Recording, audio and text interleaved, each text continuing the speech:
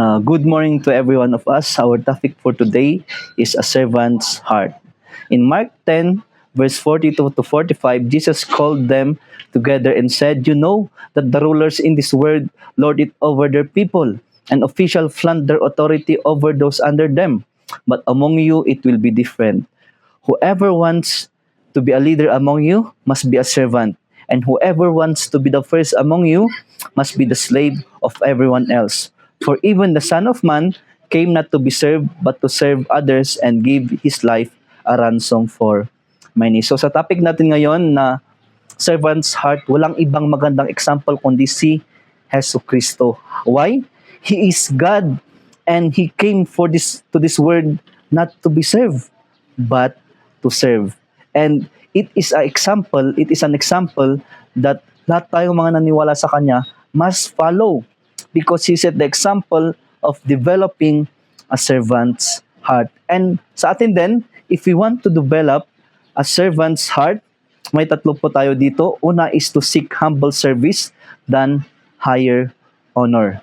In Matthew 23 verse 11 to 12, "The greatest among you must be a servant, but those who exalt themselves will be humbled, and those who humble themselves will be exalted." Dito sa time natin is many people are looking for authority, are looking for honor.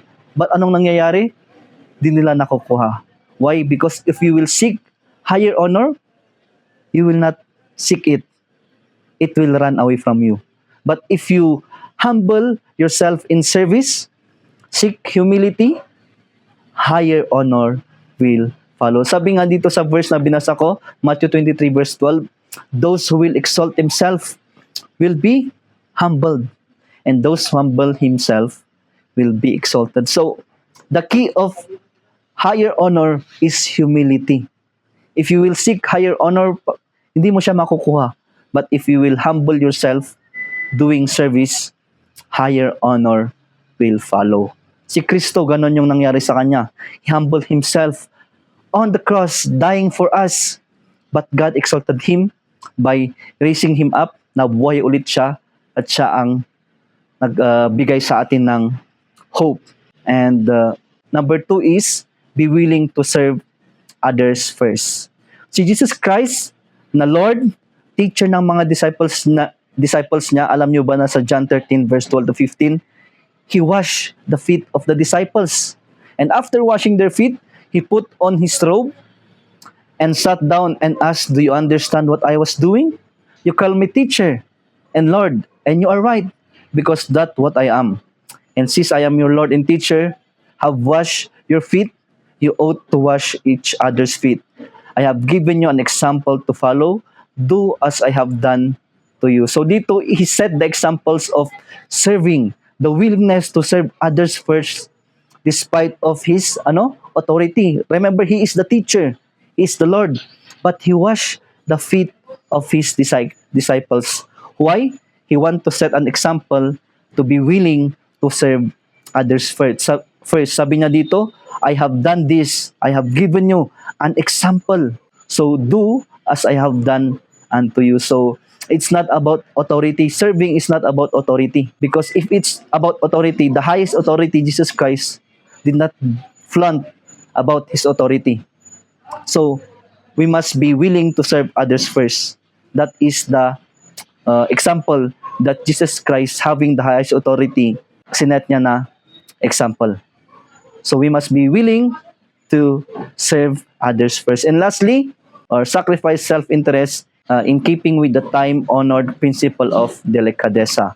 "But among you it will be different.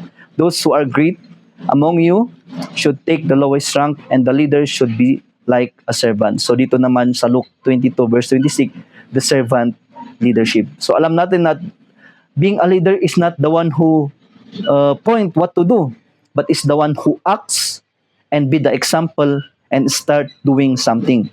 So being a leader is not about having the position, but it is being an example in doing service para sa mga kasama. And also dito sabi niya self-sacrifice or sacrifice self-interest.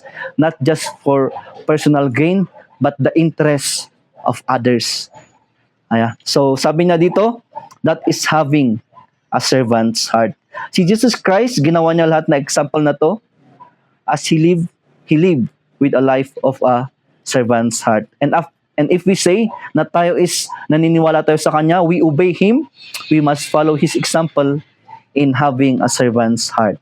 So, to develop a servant's heart, we must seek humble service than higher honor, be willing to serve others first, and sacrifice self-interest in keeping with the time-honored principle of delicadeza, the integrity. We must live with integrity. We must have a servant's heart.